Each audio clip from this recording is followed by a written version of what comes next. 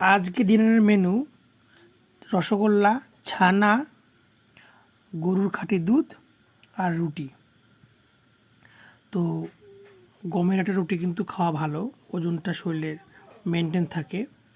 তার সঙ্গে দুধ তো অপরিহার্য একটা ক্যালসিয়াম থেকে শুরু করে পুষ্টি ভিটামিন থাকে। আর একটু রসগোল্লা বাড়িতে ছিল, রুটি দেখে তো ভালো লাগে।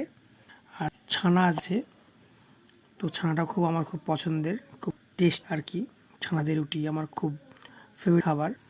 তো আজকে কিন্তু মোটামুটি মানে দুধের বিভিন্ন আর কি, দুধ, দুধের আর ছানার মিষ্টি, তার সঙ্গে গমের আটার রুটি।